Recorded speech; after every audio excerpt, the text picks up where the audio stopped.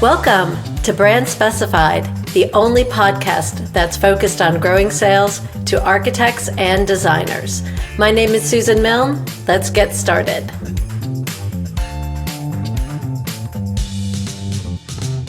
Today's guest is Rob Geller of Promenaid Handrails. Rob, thanks for joining us. It is really great to be here. I think this is your very first, so I hope to do you proud.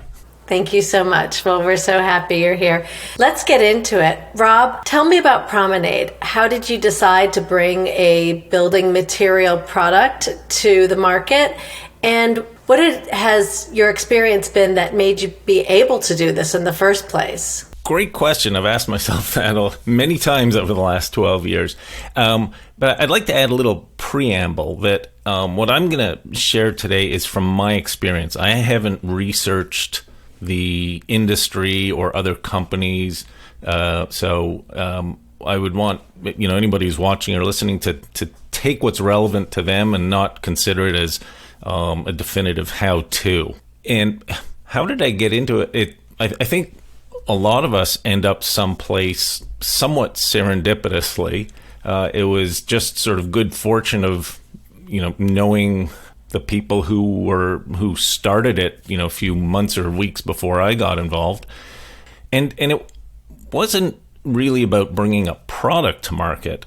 We recognized pretty early on that the product was almost secondary. It was what problem or annoyance or hurdle or bottleneck or were we solving? And I think that was really critical, was always being aware of that it happens to be a handrail. But the genesis of it was years of other people experiencing difficulties and having an insight that this is a common pain point, particularly with this. The genesis of it was an aging family friend who just had this many decades of always trying to invent the better mousetrap, and it seemed kind of kooky, at times. But if you follow the common thread, it was always about making somebody's experience or life or process or whatever it is easier.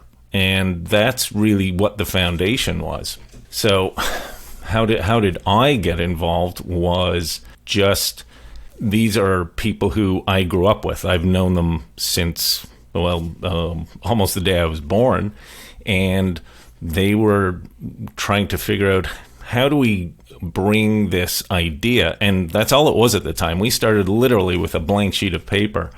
So how do we, on one hand, develop the physical product, which is my partner Kel Warshaw's domain? It's one thing to have a product. How do you then turn that into a commercially viable thing?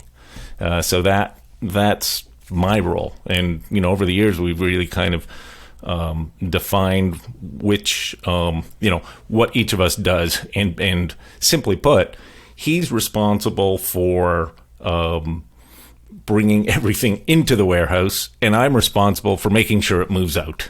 So he develops the products, the production, the operations, and I'm responsible for people knowing about us and wanting to buy the product.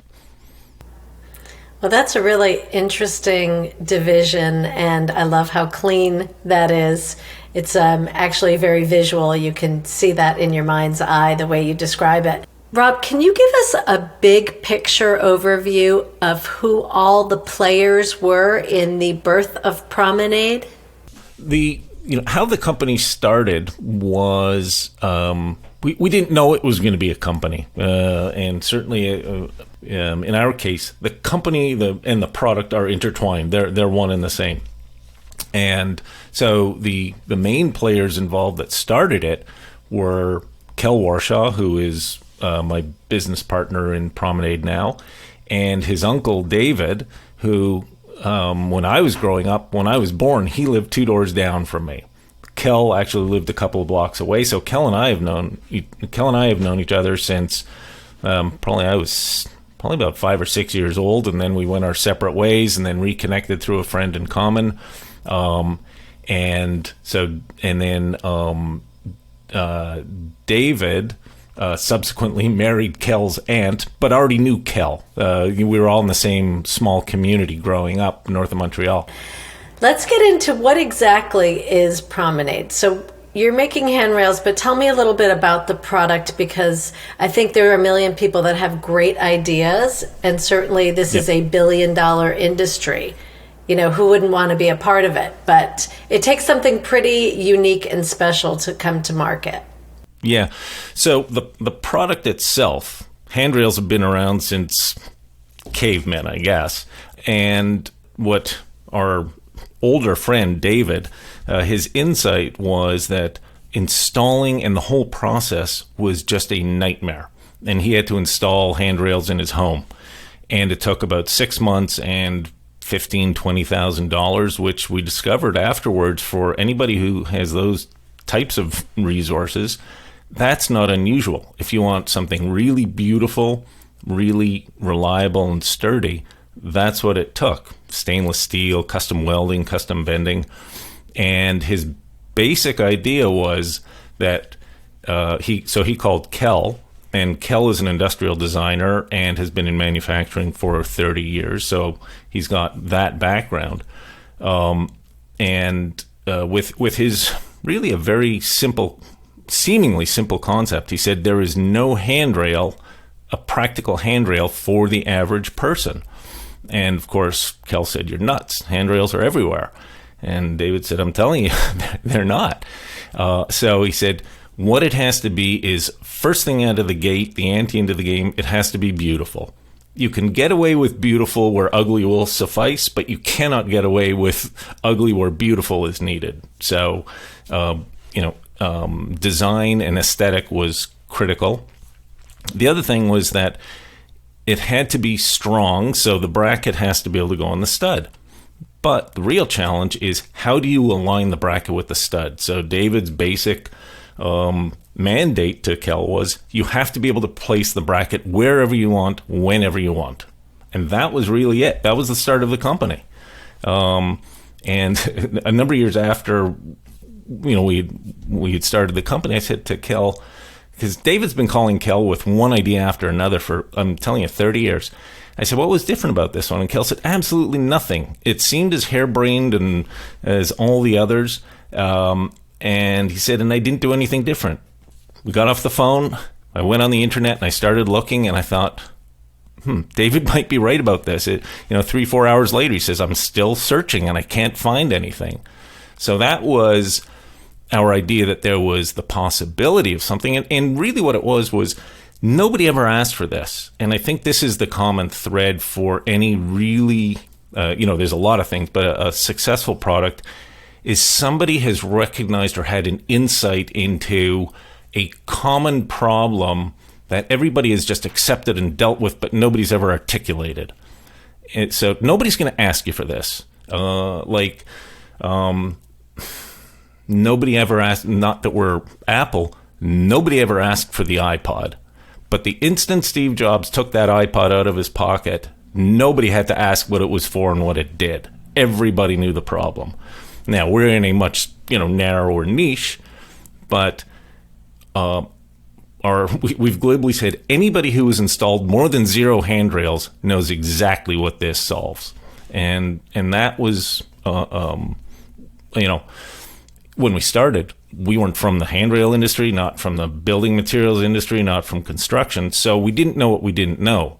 All we knew was through our initial search, it didn't seem to exist. So then we had to say, okay, let's find out whether we're right or wrong. And that's, starting point, okay, there's nothing like this. The second point was, is the market willing to purchase it? And that's been, that's where our initial inquiries validated all that and gave us the confidence to just go, just throw everything in at it. So, Rob, I think just for our listeners, I'd like to clarify that David was an architect. So yes. His level of high design is probably much different than the average person's. And his knowledge of the products in the industry would also be different. So when he came down on this and said, there really isn't anything like it, Yep. I think, it gave you guys an incredible opportunity, but also it kind of brings me to another question. When we talk about this, how did you bring to market something no one even knew to search for? So as your point with the iPod, no one was searching iPod before it came on the market. So how did you, position a product that no one even would believe could exist? We were a bit fortunate in that, unlike the iPod, or we were a different version of something that already existed. So nobody was looking for modular handrails or movable brackets, but they were searching for handrails. So that's a really, really broad category. And some people, and as we've learned through SEO, is it hand space rail? Is it railing? Is it, so there's just a lot of learning in there, and there's a big universe of that. So we did start, very, very broad. It certainly led to some challenges, because what we realized is that there's no such thing as a branded handrail. You go into any store and it's stick of wood, or it's, length of pipe, but it's not the blank handrail. So that was very different. The other challenge that we had, and we still have, and I'm not sure why, because we're not the first handrail in the construction industry. We looked at, all the different communication and promotional channels. You go into any journal, there's no category for handrail. We've been going to the Builders Show since 2017. There's no really clear category for handrails. There are, a multitude of handrail companies displaying there and exhibiting there, but there's no category that, somebody go, oh yeah, there's handrail. Even they have an annual Best of IBS, contest. You submit your new products for this, contest that they have at IBS. Again, no category really applies to handrail. So it's almost like brute force to some degree, and just persistency.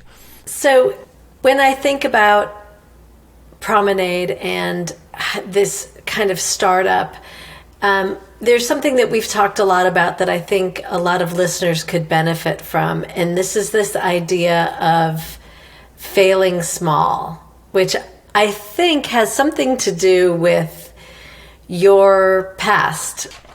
Oh, that was failing big, but I'd love to say we were intentional about this, and to some degree we were. In hindsight, we were very fortunate that we failed small, and it was kind of forced upon us because that was all we could do with the resources we had.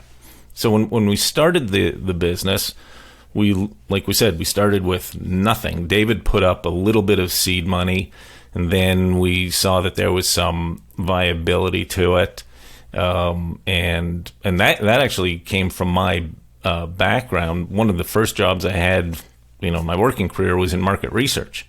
And one of the things I learned there was if you're doing one-on-one interviews, you are going to get the most important broad strokes of what you need to know within 4 or 5 interviews.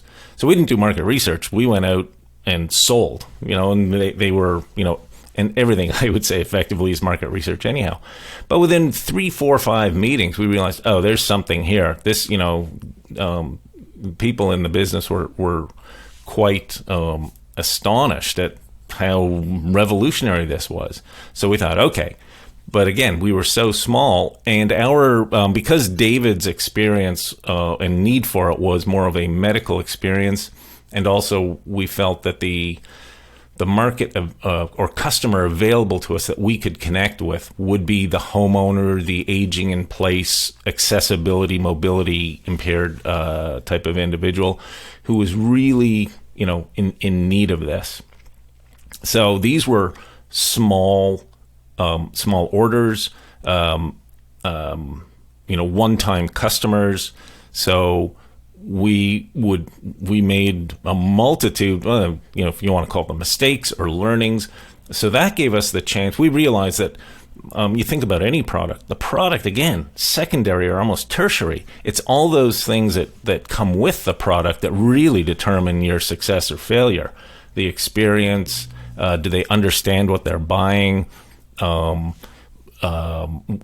it ship and get there in good condition? Because transport companies and FedEx and UPS, they can do astonishing things to a package. So we've spent almost continually just refining and improving our packaging. We had no systems in place. So so it's not only, in our case, it wasn't just a product startup, it was a company startup. So we had to get our accounting systems in place, our invoicing systems in place, our business model policies in place. We had to make it really easy for people to find us. As we started dealing with some of the accessibility dealers, the order forms, all those things. So all those little things you have to try and pilot and refine, or watch the screw ups. So if you fail with a one-time isolated customer, you're okay. The real danger is people wanting to hit the home run within, out of the gate. That would have killed us. Had Home Depot come to us and said, we want this, and we decided to say, oh, right, let's do that, we would not be speaking today. We would be out of business for a multitude of reasons. So that's really interesting. I love this idea of failing small. I think that a lot of startups would benefit from that kind of mindset. One thing I really love about your approach to market, which I understand now was just, simply a cash flow generator, but starting on Amazon really gave you so many advantages. And it also did wind up attracting a lot of commercial clients. Can you talk to me a little bit about that? I can talk to you a lot about that. That could be an episode in and of itself, but I'll try. I will distill it.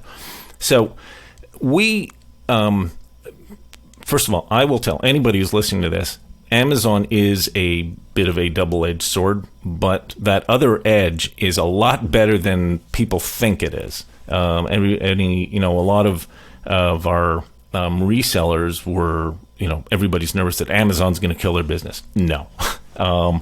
So why we went on Amazon, again, partially out of survival, because we have something that nobody really wants. They're only going to purchase it when they have to get it.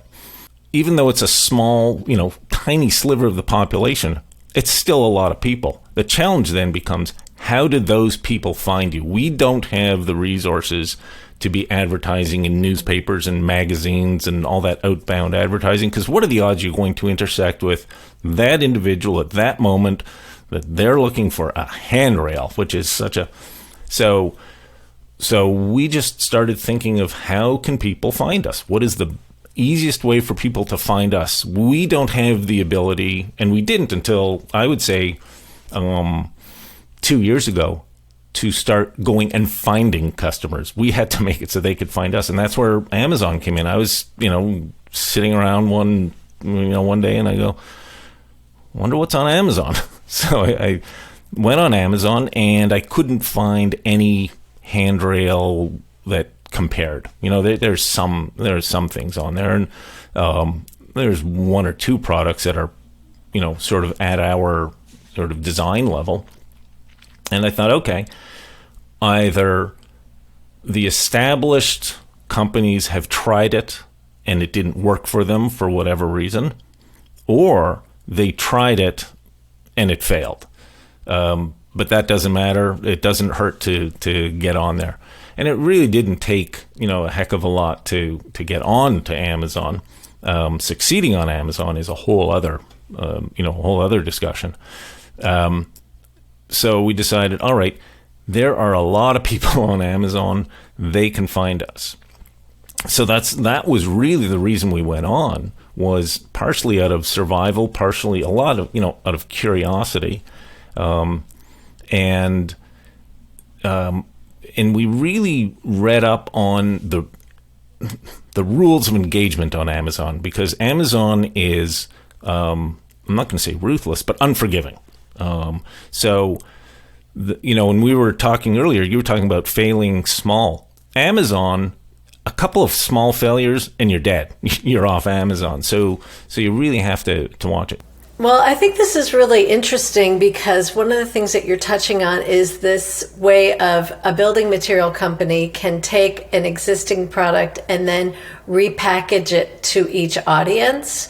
So this idea of coming up with a kit to put on Amazon, which is not really it's a way of marketing your product to a very specific audience. And that being another way that building material companies can reach more people and grow sales. So it's interesting to me that that was one of the ways that you guys did it, as well as really looking at and understanding, to your point, that your DIY person has a very different set of criteria than even an occupational therapist who's in a house.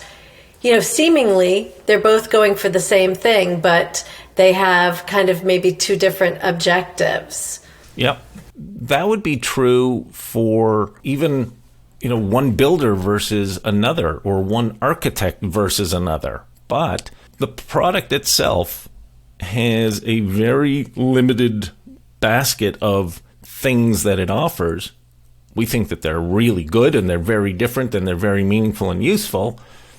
But it's going to be, if you take all those things and rank them and give them importance, you're going to get different outcomes, either across audiences or sometimes even within an audience. Rob, as we're talking about this, and we keep bringing up different personas on the buyer's journey. So on the sales journey, we've talked about architects, homeowners, designers, contractors. We've got handyman, we've got physical therapists or occupational therapists. There are so many folks on that sales journey. And it sounds to me like one of the things that is really important and has served Promenaid well is identifying what their pain points are, each one of these folks, and then either tailoring products, messaging, or both to meet each one of these needs and satisfy them. Yeah. The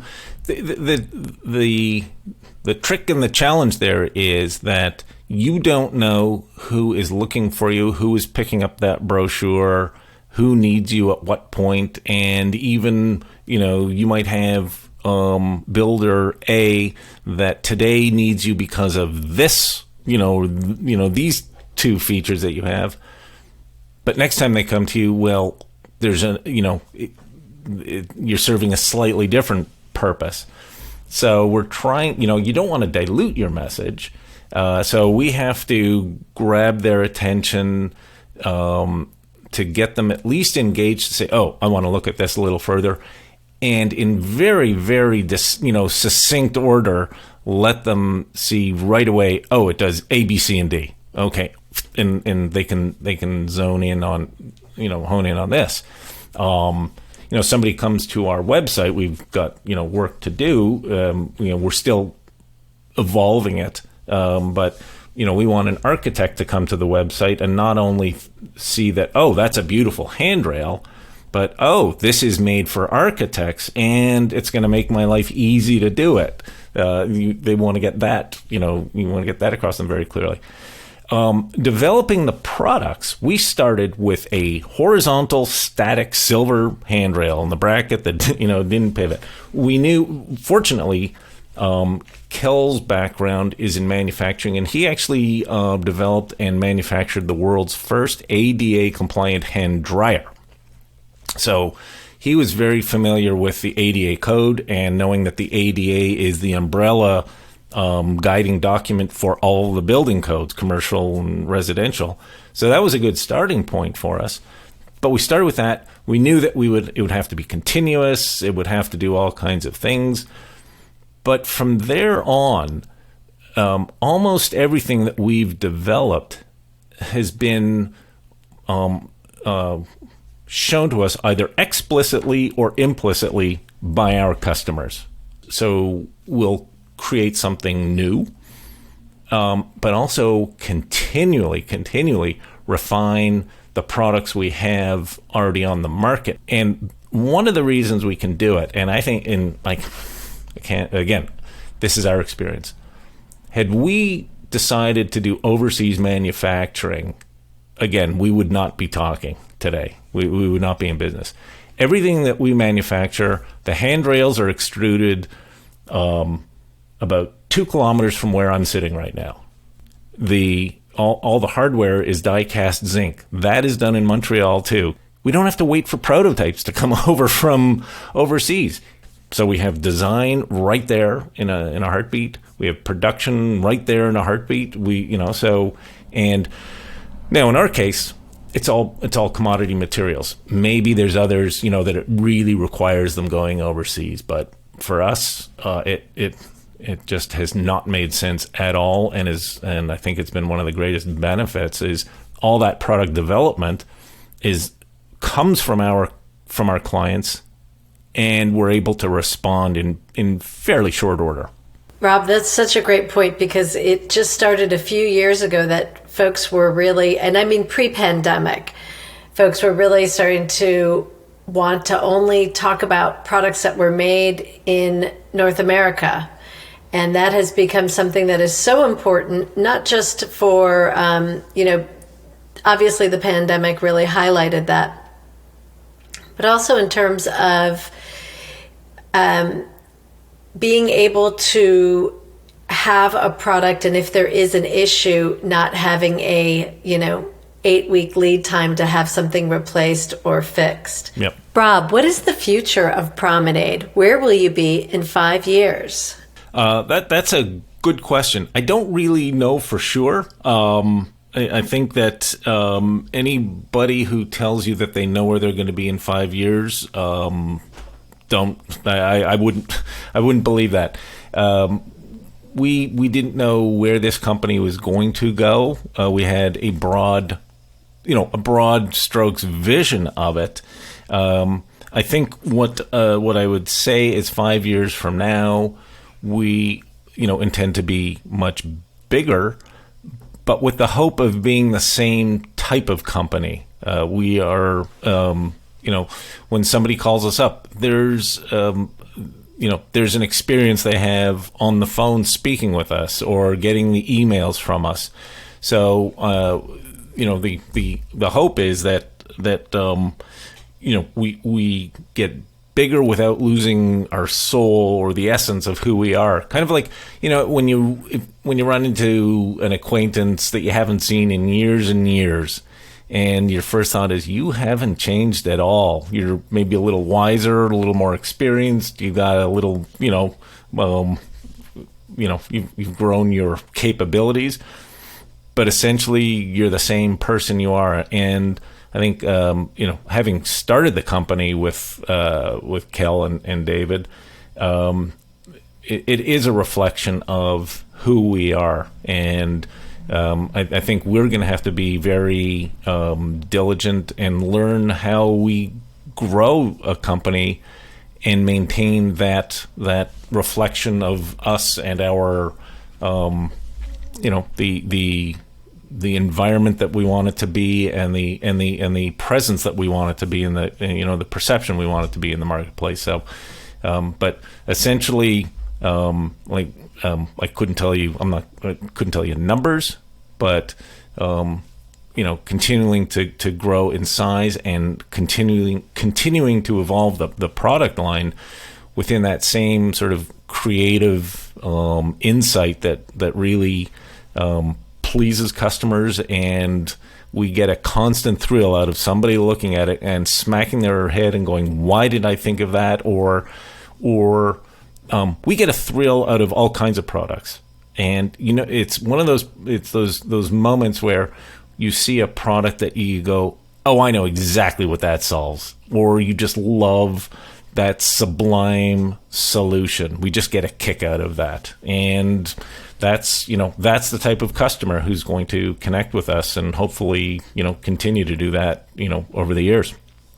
Rob, I want to thank you so much for being with us here today. Certainly bringing a product like this to market is quite a feat, and you guys have done a great job by being willing to fail and willing to fail small, going on Amazon, really creating kits for your product, and then continuing to grow and know your customer all the way to the commercial side and into the install. So thank you so much for joining us.